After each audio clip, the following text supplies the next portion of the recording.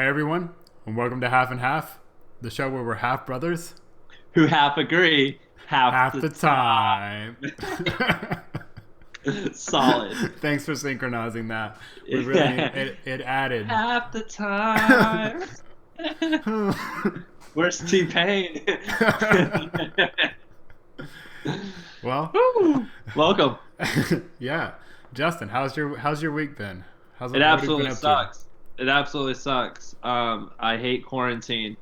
I am a huge extrovert, but I'm also an extrovert who enjoys some private time as well. And so, with my wife and I working home alone, it's like the worst of the two worlds. Like, I don't get any alone time. I mean, I love my wife. My wife's fantastic. It's also the best of that world. But it's like no alone time at all, and also not big group time either. So my energy levels are consistently low, except for when I fake it for the podcast. That's all we asked for. And that's what we asked for. So my energy levels are low. It is hard to maintain mental health, but we're busting it. I try to work out every day. NFL draft is coming up on Thursday. Very excited for that. But yeah, that's about how I'm doing, man. I calculated. I think I've watched 23 movies since the start of quarantine. Wow. Yeah, man. I was like, I don't know what to do. I'll watch a movie. I've read a couple books, right? I'm trying to be that productive, but it's starting to really wear me down a little bit. How about you, Matthew? Well, I've been working a bunch. The restaurant we just do like carry out only. Like we Right, have right. a drive through, so we just do a bunch of orders through that. And my week started out pretty rough, actually, or not. I guess today is like pretty much the beginning of the week, Sure. but my fiscal week has, Okay, wow. You're such a store owner. You know that? has has it started out pretty rough. If you go back to last Monday, I was pretty stressed out about everything and Yeah. was trying to figure out what we were going to do, how we were going to make it. And then on Thursday or Friday, I got a call from my banker and said that we got approved for the payroll protection program. And that money hit on Saturday, and that has been a huge stress reliever and a lot of help, honestly. Like, Yeah. I told my parents and they cried. Wow. Yeah, praise God, am I right? Yeah. I mean, I No, would for real. praise God. Never mind. I'm not gonna say that. There's a line, right? It We're wasn't. synchronous. It wasn't the religious line. It was a Oh, political okay. line. Sure. But no, I am really happy you got that. Yeah, That's and fantastic news. I'm sure your workers are really happy too. yeah, and we're trying to set up delivery, and Yeah, I got that. I got kind of everything in place for that to start on Thursday, and yeah, so yeah, I'm looking forward to it, and it's gonna be good. yeah, man, that's fantastic. Yeah. So at the in last week's episode, you had said something about you would like to hear my thoughts on your open mindedness as a Christian. I did say that. Okay, I didn't know we were gonna circle back to that. Okay. Yeah, I just figured I would make a little point, and Well, I'm sure it's just always circulating in your mind. You're like, man, Justin is so awesome. Like, how, yeah, in what ways? And you're just laying in bed and you're like twitching and like you're in your bed, you're like, he's so open minded and he's so well thought through and he's so good looking, right? how Like, I does get he it, do you it? know? How does he do it? Right? And then Sarah's like, your wife's just like, Matthew, you're doing it again. You're doing it again. Wake up in a cold sweat.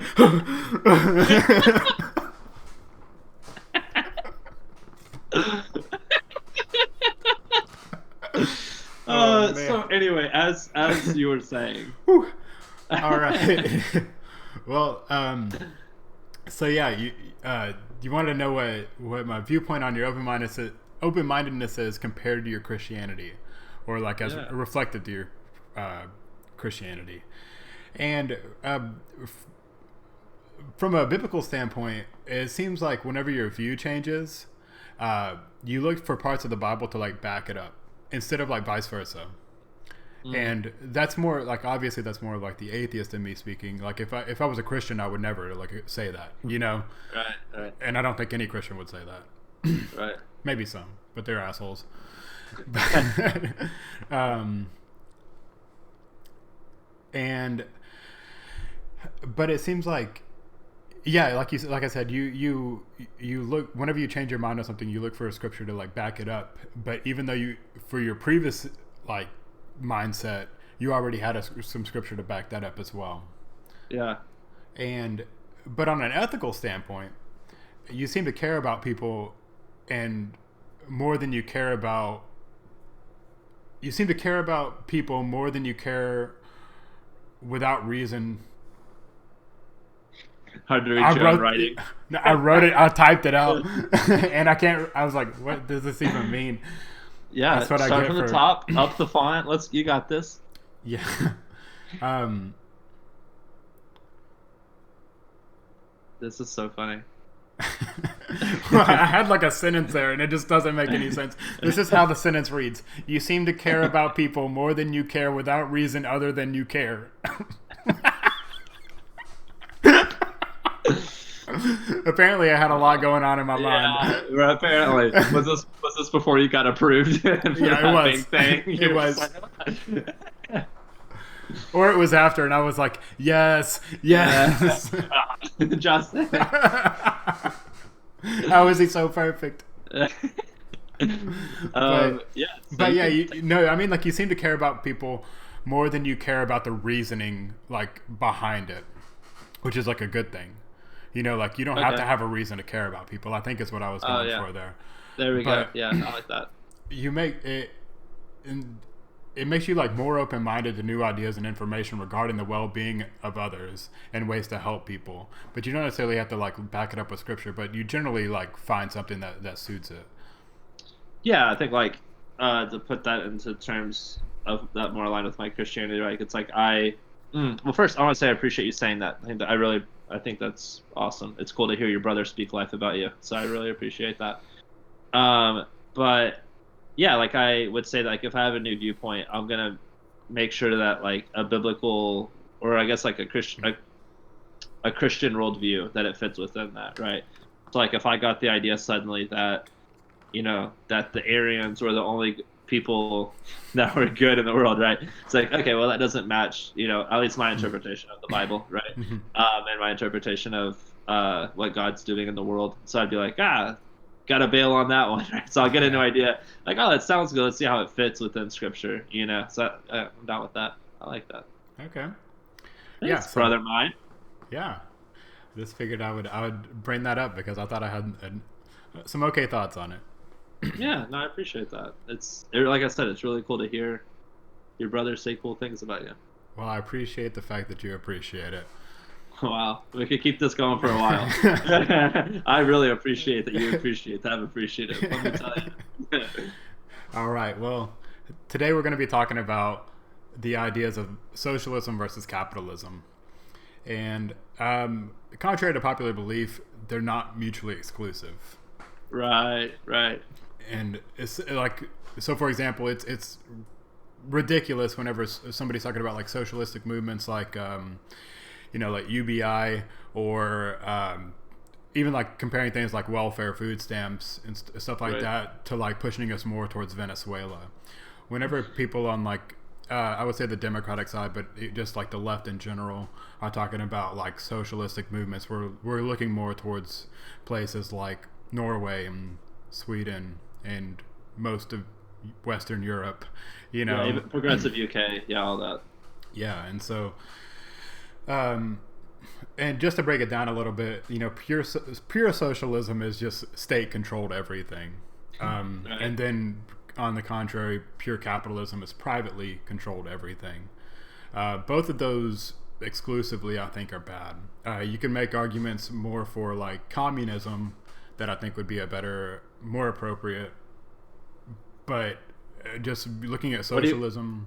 socialism versus capitalism. What? Sorry, I'm not trying to cut you off. No, you're good. Well, flesh that out a little bit more. Like, because I think, so you said you think if you had to choose between being 100% capitalistic or 100% socialistic, you think socialistic would be better if you had to choose all? Okay. Well, I guess it could be, but it's really dependent. Yeah, it's really dependent on like in a utopian society, everything's fantastic. Right. Like you can say that privately owned, like everything, everybody could look out for each other and everybody would be awesome. And then if state controlled everything, it could be the same thing, or the state could just take all the power and like make everything awful for everybody except for the wealthy, like it seems like we have a lot of today, not to that extent. And then yeah, it just and capitalism where you have like a bunch of like greedy people that only look out for themselves and don't look out for anybody else. What we need is like people like pushing profits and pushing innovation, and then also like making sure that we're like fixing the weakest link, I guess, in the chain. You know, like a chain's only as strong as its weakest link, and so if we don't fix that and we just try to, it seems like we try to cut the chain where the link is weak instead of fixing it. Yeah, I think to stick with your chain analogy, people imagine the chain, so you have all these links, right? I think they imagine the weakest link is the last one on the chain. Yeah, no, it's not. And so so it's like a circular chain. Right, exactly. Yeah, I think that's well said. So I think people really imagine like, oh, if we cut that off, we're not affected. No one else is affected. Like we just kind of cut it off and we keep moving forward. You know, like a dead weight or something. Yeah. And that's disappointing, I guess is a good word for that. Yeah, I agree. And as I was saying, like in my opinion, like a mixed economy is the best thing. And yeah, well, it seems like over time, I think most people would agree with that, right? Like, yeah, like, I don't know anybody that's 100% of, you know. Well, the problem is that a lot of people try to look at like things in like a very utopic point of view. Like in this utopia, like obviously like communism is probably the best utopia because you don't have to work for it's not that you don't have to work, but it's like a very free society as far as like your individual freedom.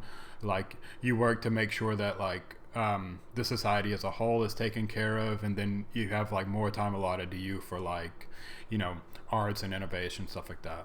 But it doesn't necessarily pan out that way. It's like a very utopia point of view. Right. And so like just to put a frame of reference, so we've all seen like the pessimistic versus optimistic, right? With the glass of water, and you know, there's equal parts, and it's like this part it's just the air, and then this part's the water, right? And like and they're like, you see it's half full or half empty. Well, a utopist would see the same glass of water halfway full, but the air is on the bottom and the water is just somehow always at the top. Like that's a good example of what you talk about. Yeah, that's really funny. I've never even heard that. And so I try to look at things like more in a utilitarian point of view. You know, like what can we actually accomplish? Who is this actually helping? Like stuff like that. It is fun to talk about like theories and stuff like that. Like what's the best thing a society could offer? But again, like I think we could just jump back to what I was saying earlier and say that like just point to like either socialism or capitalism and just feed in our utopia ideas and make either one of those good. Yeah, but it's just more about what we can accomplish. And just to go a little bit deeper, I think capitalism is really, really good for innovation. And I think it's one of the only systems that's in place that pushes innovation as far as it does. Interesting. Okay. So, I'm going to have a pushback on that. And I'm sure like, you know, I'm sure you're smarter than I am about a lot of this part of it. But so it seems like China is really good at innovation. They seem very innovative. At least I know they're in the technological stance. But they're not capitalist, or my understanding is that they're communists primarily, right? Yeah, socialists. I don't know. Yeah, somewhere around. They're definitely more on that edge than they are on the capitalist more edge. state-run than anything else. Yeah. Sure, but so how are they? So is that? Would you say that they're more innovative or just better at pumping out products? I mean, their products are also better than ours a lot of times, I would say.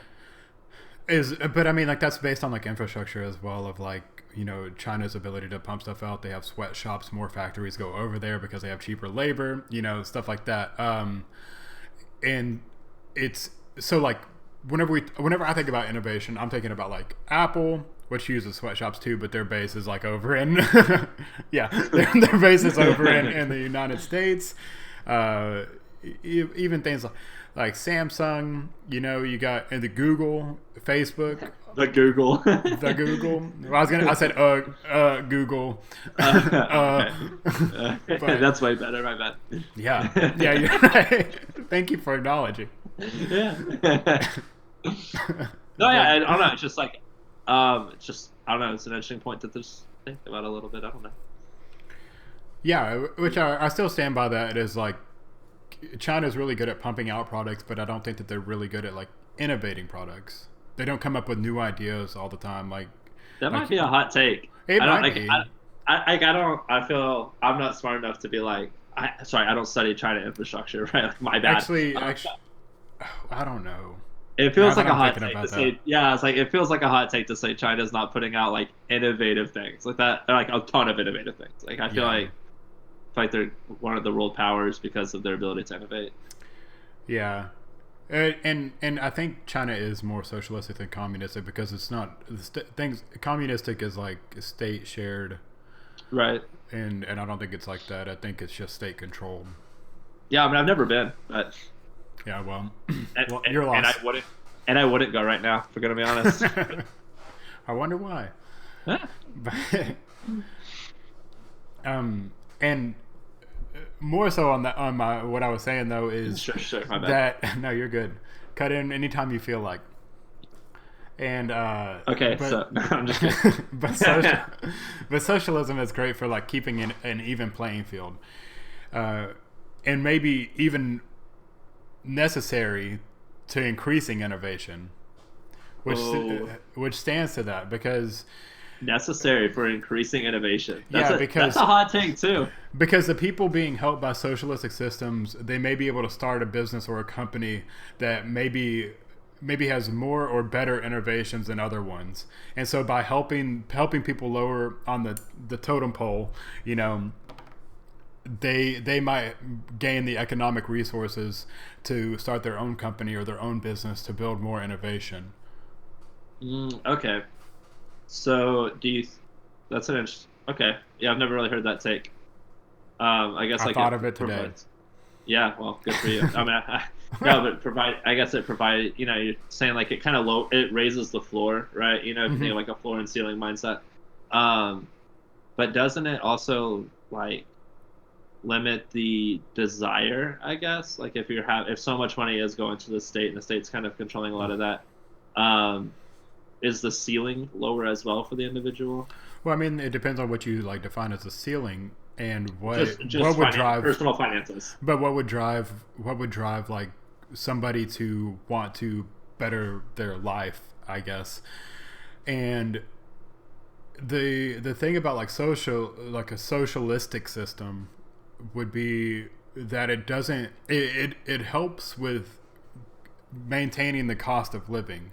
It doesn't help with like giving you resources to buy your 65-inch flat screen TV or your seventh car or your mansion, Right. and all of those things like can help push somebody to start these things.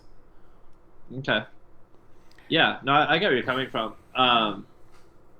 So what was do you still have it typed up your phrase about necessary for or towards innovation? That phrase you said a second ago. That socialism may be necessary for increasing innovation. Yeah. Yeah. Yeah, and what I said was it's because people being held by socialistic systems might be able to start a business or a company that has more or better innovations than other ones, or at least, or even innovations in a field that hasn't seen many new ideas in a while, just based on the fact that they would gain economic resources from the socialistic system, Right. which might be able to help push them into a financial area where they can start their own business or company that creates these innovations. Yeah. No, and I agree that you would have the potential for more small businesses or things like that. I think there's more room to like. I think more people could dream about having a business. I agree with that. But I also think that the dream of like we can say whatever we want to about being rich and how that takes away money from other people, but like when it comes down to it, like that's a huge drawing card towards like I like people getting on the grind and trying to create new things. It's like, man, this is going to be great to make us. I can get rich from this, you know. Yeah. And And so that's a great point, because the problem that a lot of people seem to take away from like capitalism is that the billionaires are evil, and they take away money from the people, and the people being billionaires isn't the problem. And I know we touched on this a little bit last week, and I don't want to go necessarily back into it, but the problem is that we have billionaires and we have people without houses. right, Like those are two things that should not exist in the same plane, like in the same plane at all. right, Like if you have somebody that's a billionaire that has more wealth than like anybody could ever spend or anybody could ever do anything with, and you have people without homes, well, why are we not helping those people? And why do we have a right, system that rewards people for not helping those people? right. Yeah, I think like that's right, or and that's the fundamental argument of socialism versus capitalism, and I think it just goes on like whose job do you think it is, right? Whose job do you think it is to take care of the disenfranchised? Is it the states or is it nonprofits or the individual? You know. Everybody, Well, in my yeah, opinion. yeah. I mean, yeah, sure. But I think that's like the conversation is Yeah, I know. like, um, and I think it's tricky, right? Because like in America right now, though we have like obviously we have socialistic things that we do within our capitalistic society, right? Hmm. Like we don't allow monopolies. And Yeah, a true capitalist that's a slap in the face to what capitalism stands for. yeah. Uh, like welfare and all these other services that the government provides. But like I guess my question to you is why don't we let, nonprofits and the individual take care of the disenfranchised? Because we have, and it's just obviously not like it helps. Like I'm not going to sit here and be like charities don't do anything, Right, that'd be wrong. but the fact that we have like I don't know how many charities in the world right now, and we still have problems with everything that the charity, like there's a reason why the charities are still around. Because if Yeah, we had and some resolved the problem, we wouldn't have charities anymore. right, well, some of those people would blame the state, right? If it's like because the state makes it harder to volunteer or like to do charitable things. Like there's red tape everywhere. What do you mean? So like I don't know. For example, I don't know. Not even give an example. Like there's rules and regulations on what you can do for people. You Yeah, know. And so it's like sometimes like I want to help you with this, but I legally cannot. And that's intense to be like that to be in a place where you want to help somebody but the state prohibits it.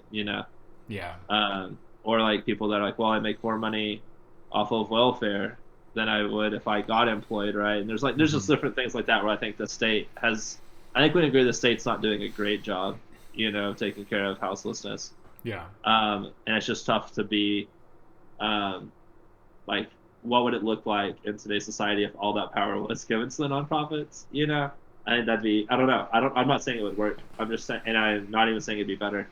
I'm yeah. saying that it probably wouldn't be worse. Yeah, I mean, like there's a lot of ways that we could like adjust it, you know, to Sure. to kind of make sure that we're lifting up other people, whether that's like something like UBI or expanding on like welfare, food stamps, and like making sure that the people that get it actually need it. Because even though I know that there's a ton of people out there that want to just point to some random guy that they know that says like they're taking advantage of the system, and that's why we shouldn't have welfare or food stamps, Right. because it's just Right. these piece of crap. There's actually families that need it, and those outweigh heavily the people that take advantage of it. Yeah. But yeah, I think there's a number of different ways that we could address it that would fix it, and yeah, that might be one of them, if not one of the best ways to do it. But I don't know. Yeah. I don't know. It's yeah, because it gets tricky, right? It's like those nonprofits, they have their feet on the ground, right? Like they're usually like they can name the houseless people in their community, right? Instead of Yeah, the state being like, how many of them are there? Okay, here's a check for that amount that we think, whatever that looks like. Um, yeah. So okay, so I think that's a good point. Do you have anything else to add on that little segment no, or okay? So I think that an issue for me with thinking about like true socialism, right? And just like if we really dived into that, is that I think you have to feel you completely trust the state. hmm Would you agree with that? Yeah. I think Yeah, that's and most so people's problem with it. right, yeah, because like I think people in power in any position, right? Like that's not good, right? Like Yeah. the more power you give to somebody or a group of people, even I think the more frightening that gets, you know. And that's not. I'm not even that conservative of a person, I don't think, but like that, even I've just seen that fail over and over and over again in anything. You know, I've seen everything from the way a camp is run. You know, if you gave all the power to one person, that person had poor mindsets or whatever it was, it just trickles down and it stops all progress. You know, or it causes harm to some people. Yeah. And I just, man, I don't know, like, and obviously in America we can't trust the state. Like the CIA planted cocaine in LA back in the day, right? Yeah. Like lifelong policy. We have a lot of things in place that make it where we can't trust the state. Um, yeah, I don't know. Go ahead off of that, or whatever you want to say. Yeah, I mean, like part of that seems like it could be, and I'm not about to make an argument against, or maybe a little bit of an argument against it, but I'm not against it, the two-party system, Yeah, because instead of, so like if we went to like completely like either way, if we went either way and we just stayed there, we would figure out a system that works best, and we would be yeah, able to like like if we went like as like far left as like the left wants to go and as sure, far right as the right wants to go, right, like, and we just stayed at either way, we would be able to address some of these problems. But I think a lot of it goes back and forth so much that instead of like being able to fix these problems, we're too worried about like which party's gonna win, you know. right, right. It's I think it's called bicameral legislation, right? It's like this two hump thing. I think that's the technical word for it. But just having like you get so party aligned, man, and I think you echo chamber yourself, and you become tribalistic. Yeah. Um, yeah, I mean, we're kind of that's kind of a rabbit hole of critiquing America, you know, Yeah. even socialism or capitalism. But I think it's a place where capitalism has kind of led us. You know, it's like, well, if the goal is for myself to make as much money as I can anywhere, you know, at least do the most of what I want to accomplish. Yeah. Why wouldn't you try to, if you're like, okay, I want to be a politician.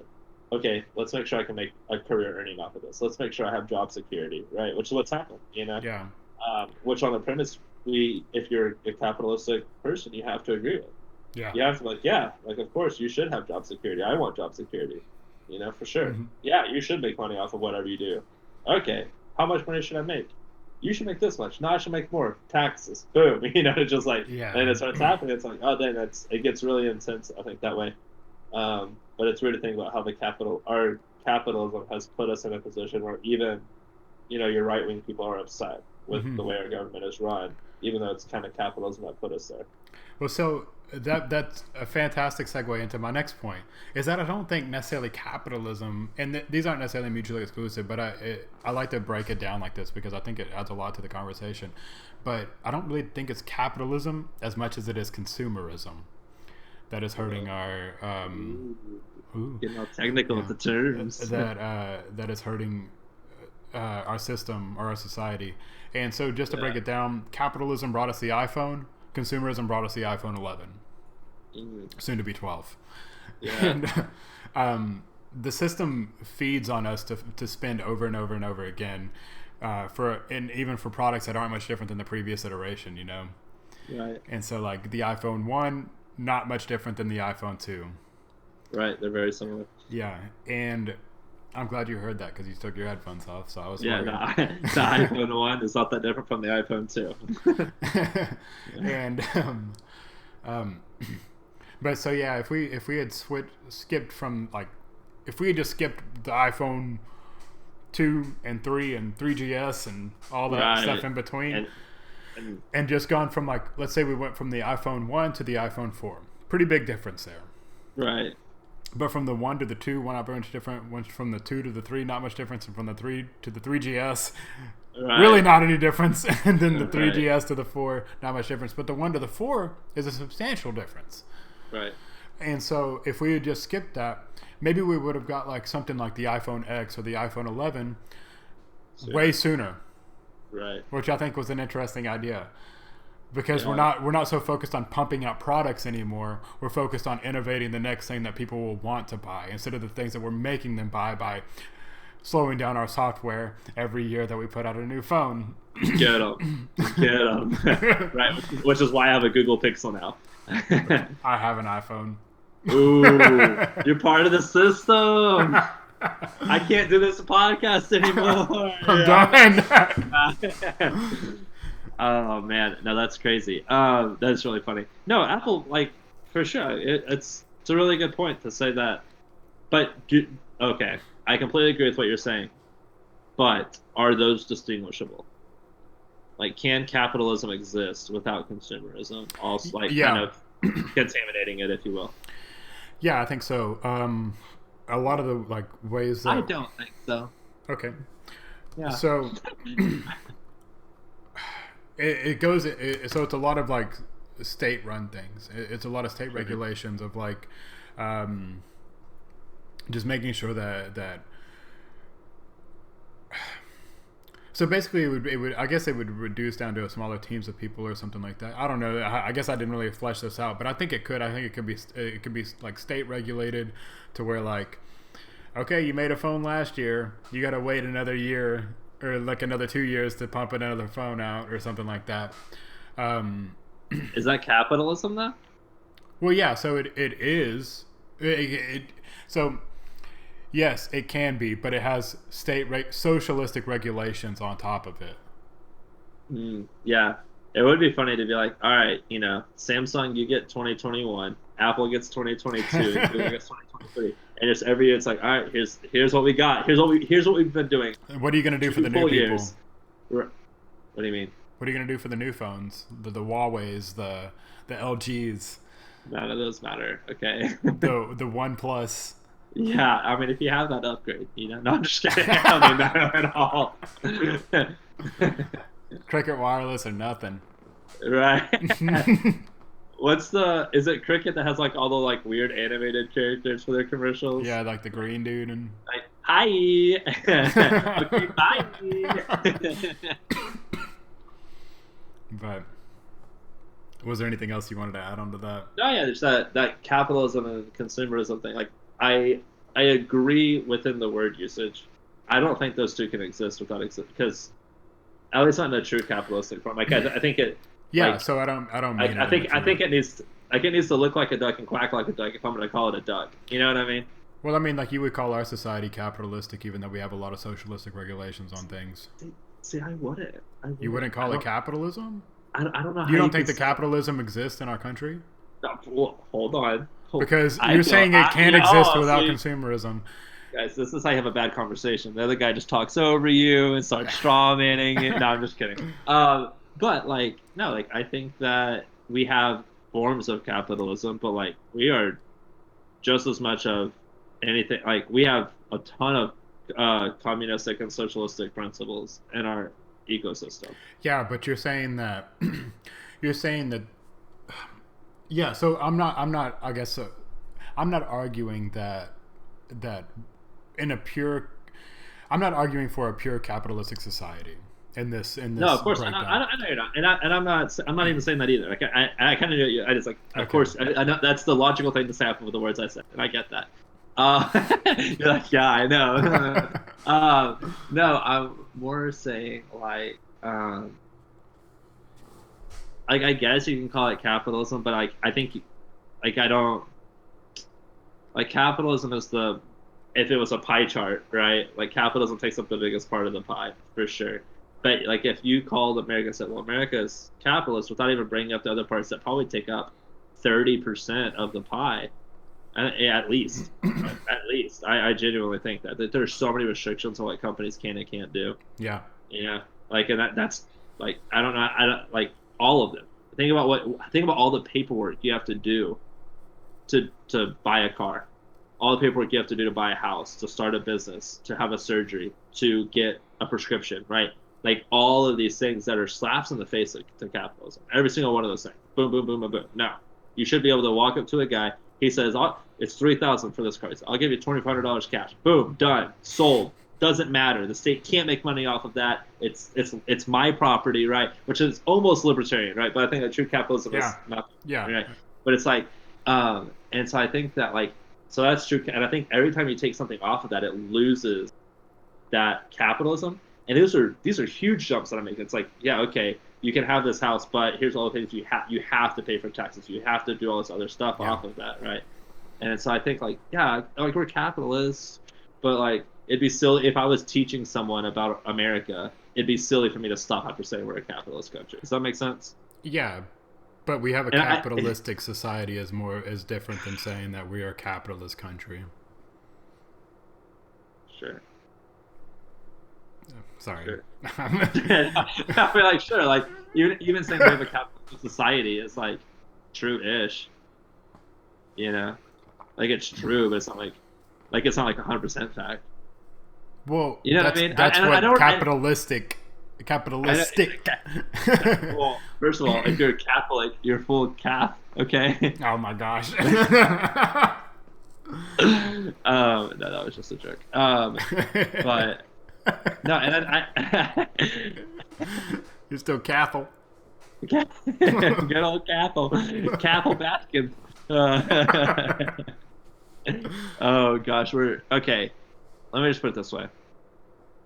I I think I half agree with you. Like, and I'm not just saying that because of the same of our show.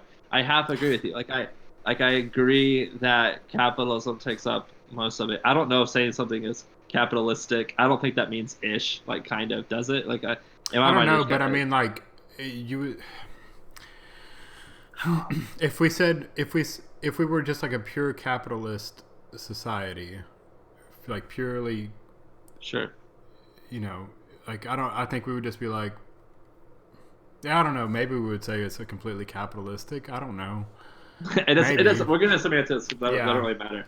I just since you kind of used it against me, I was like, well, Yeah, I guess that's that's a not the fair way to point, put that though. word. That's a fair point. Thanks. But yeah, all I have to say, like, I think I half agree with you. I think that I think we just have to acknowledge all the socialistic things that are going on, and it'd be silly to say that we're not overwhelmingly those. You know, not like we're Yeah. a lot. I think 30% is a conservative number. Yeah. Yeah, I guess I don't know. I don't know how you would even begin to measure that. Right. Yeah. I'm just like half of what I know. Right. Uh, no, and it's but all I have to say, like, so if you let's put it this way, so let this kind of be the nail in the coffin, okay? Hmm. Matthew, you are in charge of a country. Everyone has turned to you. And they're like, Matthew, what should we be? Should we what does this economic system look like? We know you like a hybrid, but tell me more about this hybrid. Like flesh this out like in a couple minutes of what this looks like of this. What parts are capitalistic? What parts are socialistic? What does that look like? Well, first of all, it's about time y'all realized. I don't know what took you so long. Second of all, I actually don't know. So I kind of fleshed this out one time when I was talking about UBI a lot. I think that my system would implement UBI. I would try to like come at it with the veil of ignorance. Who's that? John Rawls, veil of ignorance, I believe. I'm too ignorant on that.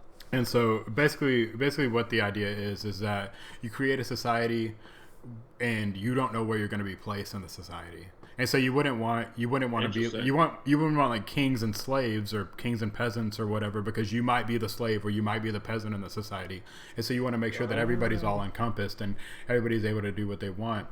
And so you would make a system to where it benefits people that want like more material things, and you would make a system that benefits people that want to create, I guess, like, you know, art, music, dance, something like that, theater. And so I don't know, and I think that something with UBI with capitalistic intentions to where like everybody's like cost of living is covered. They don't really have to worry too much about it, but if they want some more luxuries, then they actually have to do something or like gain money from the service that they're using or what, something like that. And so like for you to have a car, for you to have a house, for you to have food, for you to have water and electricity and all the other utilities and all the other necessities, all of that's covered. Like you don't have to worry about anything else. But if you want another car, you want a better car, or you want a TV, or you want a nice stereo system and a home surround sound system, you got to go find a job, and you have to at least put out a product that people want to buy, because that's still going to be part of it. There's still going to be some capitalism. There's still going to be some market there, but everybody's covered. Yeah, like have you? So when I was doing research on socialism, like market socialism. Are you familiar with that? It's kind of, you see it something really similar in Germany, right? And like in the UK, I guess both of them kind of practice all this. Which is Germany part of the UK? Is that a thing? Yeah, No, or no, not the okay. UK, Europe. Sorry. Europe, there we go. Yeah, EU. My bad. I get confused on the little acronyms. So across the lake, right? No, but so like they say like in the UK they have these like co-ops, right? And so it's like okay, I work for this company, and thus I have a little bit of a say of how the company is going to spend their overall money that I work for, you know. Mhm. And so you have buy-in, which I Yeah, think is really cool. Um, and so like they're all invested into the market just by their job, not even yeah, including their money, which I think creates more like yeah, I would want to work harder for a company, if I had say in where the company was going forward. Which part of why I enjoy my job personally, right? Like being the youth minister at a church, like I mean, there's things that I have the say on, yeah, of how we spend budget money. And that's awesome. That is really, really, that's liberating and that's cool. And I can have ideas and conversations that change the way that this organization moves going forward. And that's awesome. That's cool to be a part of. And I think we all desire that to some extent. yeah, And so I think that's really cool. And I like what you said. I really like what you said about like kind of like removing the self, right? Like if I could end up anywhere on this economic standard that I make, I need to make sure that the floor is pretty high, yeah, and that's really important. And if you raise the floor, I think by necessity the ceiling lowers as well, right? Because you just can't make an infinite amount of money like that. Does that make sense? yeah. You disagree? Ooh, interesting. There's only so much money to go around, right? So it's like, okay, we're gonna raise the floor. By necessity, I think the ceiling has to lower a little bit. Yeah, I mean, like, I don't know if it has. I guess, yeah. I mean, yeah. It's just like dipping into the pool of money, and like by definition, you're correct, but nobody's ever gonna hit that ceiling. No, of course not. Of Yeah, course, yeah, which so isn't what I'm saying. It's just like by yeah, I necessity know. that does, yeah, it kind of, which is good. It's not. I don't know if that's necessarily a bad thing. Yeah, So I think that's really, I really liked what you said about removing yourself from it. If I had to end up on, I need to make a situation where if I ended up on it anyway, I'd be okay. yeah, And I like that a lot. That was really well thought out. Thank you for that. yeah. It's the veil of ignorance, and I believe, like I said, is John Rawls is the guy that came up with it, and Sure. it's a really cool like thought experiment to put forward on like any idea that you have, like regarding anybody besides just yourself. Yeah, absolutely. And I think for pretty much any decision you ever make involving people, Yeah, that's a really good idea. yeah. And so I guess I have a question for you. Is now that we've kind of dipped into like our ideal society, let's Sure. let's go back to like our non-ideal society of, I guess, pure capitalism, to where like it's just run rampant and like who cares? Like monopolies are a Right. thing, you know. Right. Why? What Sorry. do you think is the problem with that? Yeah. So it's it's hard to remove the Christian worldview on that one, right? It's just like, man, like it is hard for me to say, like, yeah, make all the money you can, and like, whoever you have to crawl over to get there, go for it, Mm-hmm. right? And man, I have a really good imagery for this. So like tube slides, like at playgrounds, how like the fully encompassed circle. So when I was a kid, I don't know, I was I just jumped in and slid down and didn't realize that like four people had backed up in it like on purpose. Like, the person at the bottom wasn't getting out. And so people are piling up, and I'm claustrophobic. And so then people piled in on top of me just as a joke. Like they didn't know I was claustrophobic. Like my name didn't say hi. My name said hi. I'm Justin, and I'm claustrophobic, right? And so we all got piled in there. And I remember just like freaking out, right? And so like for me to get out, I just started crawling over people, right? Like and I bloodied some noses because I was just literally just like pushing people and grabbing whatever I had to get out of there, because I had a goal in mind. Right, I had to get out of the. I was good, and I went up. I didn't go down. I was like, I'm going up this tube slide, and I don't care I don't care what happens to all of you. I'm getting out of here, right? Mm-hmm. And I think true capitalism sometimes is the exact same way. Wow, that's Yeah. interesting. It's just That's a like good I analogy. got. Thanks. I just came up with it, and I felt really. I haven't like my heart rate is racing. My heart is just like after thinking about that, like that was one of the most traumatic experiences. I hated that, man. I Like bet. I can smell. like the fear that I had of myself in that moment. Like I can feel that in all of my senses right now. Gosh. Um, but I think that's similar. I don't know. Yeah. It's like just the disenfranchisement of the other. But I understand the draw of that to some people, right? Just like the ability to take care of your individual, and you have the ability to care for others at your own, your own expense, like however much you want to. And I think there's the draw in that. Yeah. But I think if we're being real, I don't know if I had the ability to make as much money as I ever wanted. Like even for me, someone who's tried really hard to align myself with a charitable, sense of worldview, I Mm-hmm. think I still would be tempted not to give. You know, Yeah. And which is I don't know, just my humanness, I guess. yeah, and so like the problem really seems to be that our society, which I guess before I get into that, Sure. the problem with that idea, I guess, of like helping your own individuality before helping others is that you live in a society where the others are included. And Mm. so to help like yourself is to help society in some Yeah, ways. that's true. And but we right now our society seems to be really focused on like money, and it revolves around money instead of actually like the well-being or even just like the minimized harm of other people. The thing that's cared about most is just profit and how much you can make, Yeah, which is why I'm not necessarily for a completely like free market. yeah, And no, absolutely. go ahead. No, I was just gonna say, like, to kind of bring this kind of tying the bow on this a little bit for as we both talked about like within our worldviews, like this is where we talked about in our intro of like how we get to the ending differently, right? Mm-hmm. For me, like I look at Isaiah, right? I think it's 61, and then it's referenced again in Luke where Jesus for the first time reads the Bible in front of the people. Like he returns home and he unrolls the scroll, which is hilarious. Imagine this. Like, have you ever seen a scroll? He unrolls the scroll to Isaiah 61. Can you imagine how long that took? Like, and he does it in silence. Think of any wise person ever, right? Like they're very patient with themselves and patient, and they expect patience out of you, right? And they Mm-hmm. know they've got you, right? So Jesus walking up there, he already has a reputation, right? He's already done a lot of things. Everyone's like, oh, that's Jesus, right? And he unrolls it and he unrolls it, right? He's gone. And it's so I love this imagery. But then it gets to Isaiah 61, and then he reads us about liberating those who are impoverished, and he lifts people up in this beautiful imagery, and then he stops and he says, that has been fulfilled today by me being here, like I am about this, and I think that's really to me that's driving, to me that's centered to who I want to be as a person. It's like whatever Jesus was about I want to be about, and he was about helping people and loving people exactly as they are. And so I think a true capitalistic society doesn't doesn't merge with that at all, Yeah. right?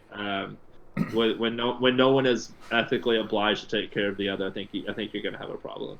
Yeah. um, I think a true socialistic society also is a slap in the face of that a little bit because it removes my ability to do that as much as I want to. Yeah. Um, but for sure, I think that's where my worldview kind of comes into that. Yeah. And I mean, mine is literally just as simple as, why do we have billionaires and we have houseless people? Right, right. And then we also even have problems of like more free markets of people like believing in like trickle down economics. You know, Pyramid schemes. you know, I think it's an upside down pyramid whenever you look at it that way, though. We just dump Sure. all the money in the top, and then it gets smaller and smaller at the bottom. That Which, dang. which, Good job. Funnel. yeah, which actually, I don't know. I just recently watched this movie, and it's kind of cringy, but it pushes a good point, I think, or at least, What I don't movie know. is it? You have me on edge. Bambi. No, I'm kidding. So wimpy, dear. But no, this movie called The Platform. Okay, well, Have I you haven't seen heard that it? one. Okay, That's it's not one of the 20-something movies I've seen during quarantine. clearly not. But it's on Netflix, and it's a really like heavy-handed view of trickle down economics, and obviously it's just it's a person very against trickle down economics, pushing a very I don't know, a very like one-dimensional viewpoint of it. Right. But so the idea is that they're in a prison. The prison has a ton of levels to it, and it's all completely vertical. There's only 2 people on each floor, and every day, one time a day, a platform comes down with food, and it starts at the top and just goes down. It never starts anywhere else. And so at the top, it starts with like a huge feast that looks super elegant and all this stuff, and then as it goes further down, you know, it gets to a level to where people are literally like not able to eat. Right. And so people like kill themselves and do all this stuff and like make all these rash decisions. Well, like, and then every month in the movie, I believe it's every month, where you are as far as like a level goes changes. And so you might be on 220 one month, and then on next month you're on level 5. Wow.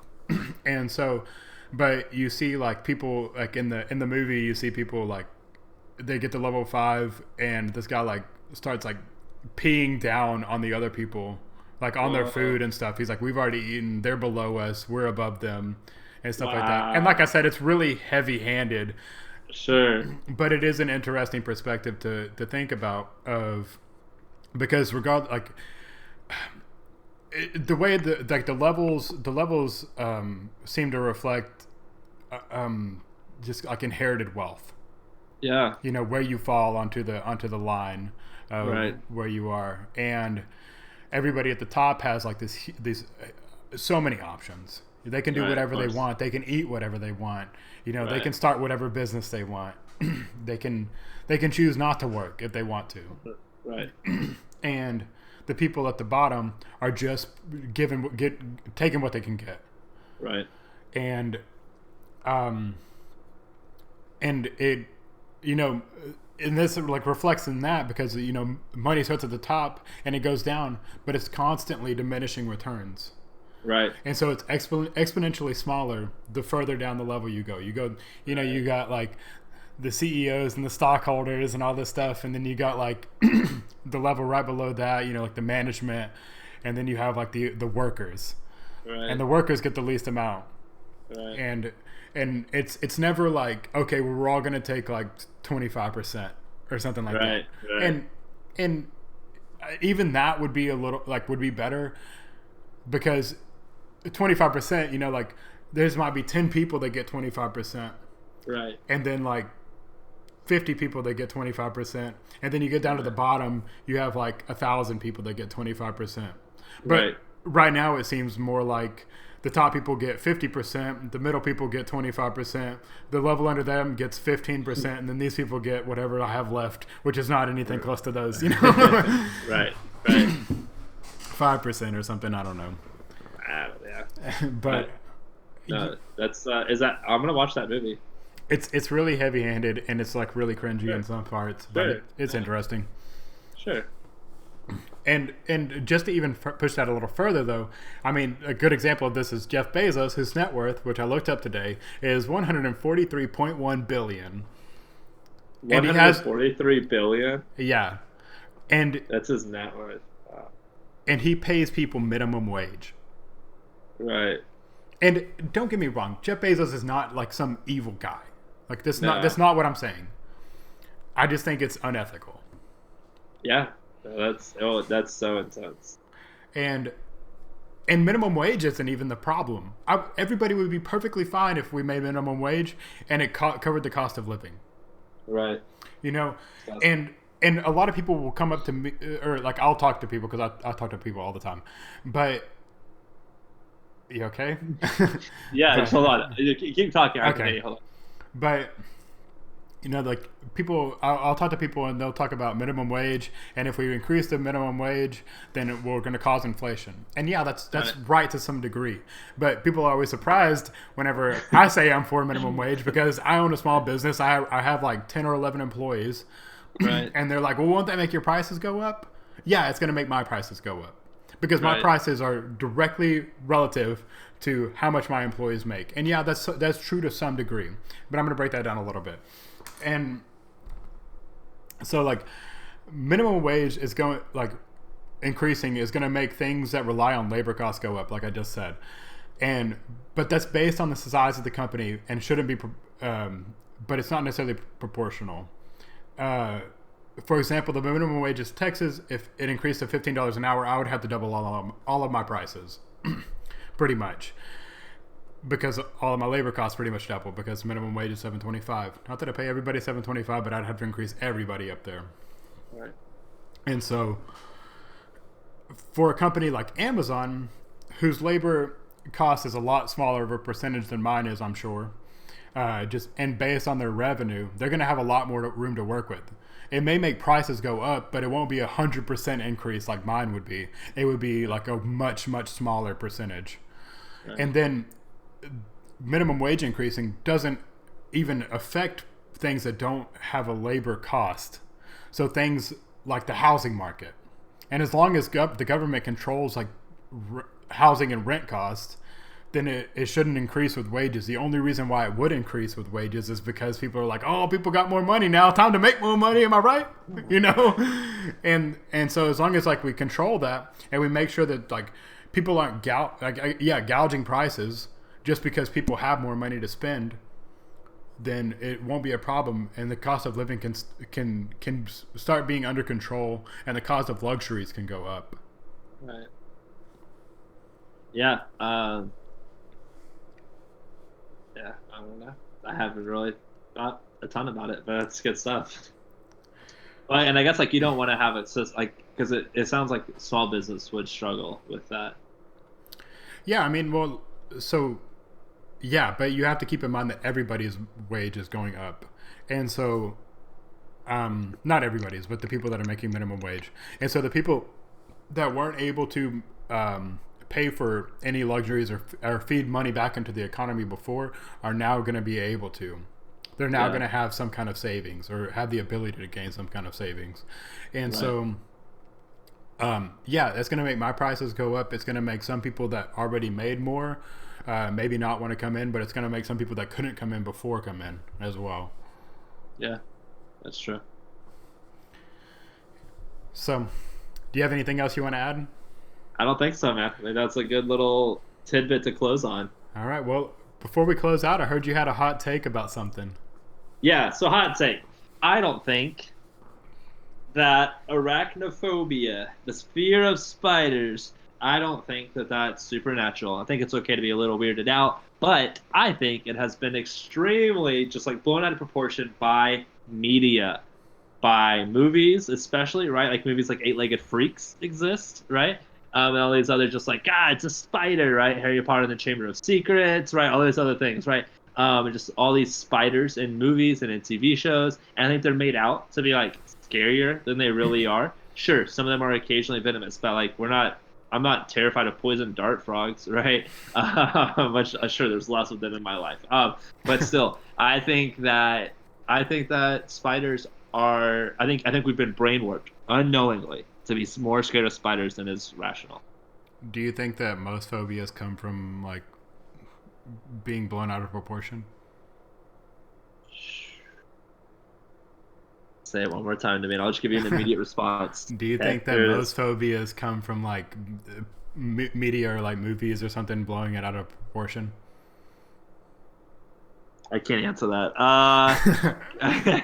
I think that phobias exist from traumatic experiences that can either be brought on by like it really did happen and that really is crazy and that really caused a phobia, or the poor reactions of others whenever you experience it cause you to be scared of the original thing, or being misled, like being brainwashed ahead, like to be like a fear of clowns exists because of the movie It, right? And so I think things like that, yeah. So I think it can be, but I don't think all phobias are. But you think spiders specifically are just from that? 100%. Okay. That's a hot take. I also don't think Pangea existed, but wow. Yeah, I'm anti-Pangea. It's something else from the Christian worldview. Don't bring them into this. No, I actually told this to a geologist 2 days ago. I was like, I don't think that ever happened, and she was like, what? she was like, she didn't even break it down for me. She was like, you're just stupid. It's like, okay. That's how you know you have a good idea on your hands. Then I quoted Lil Dicky. I was like, this girl don't know about Pincher yet. But yeah, I mean, I don't know what else to add on to your spider comment. Sure, no, it's just like this. Ready? Thumbs up or thumbs down? Do you agree? Like, thumbs up is you agree with me. Thumbs down is you disagree with me. Get it All out right, of here. there we go. There it is. All right. Close us out, Matthew. I think that wraps it up. We'll see you guys next week. Thanks for checking in, and bye. Happy half.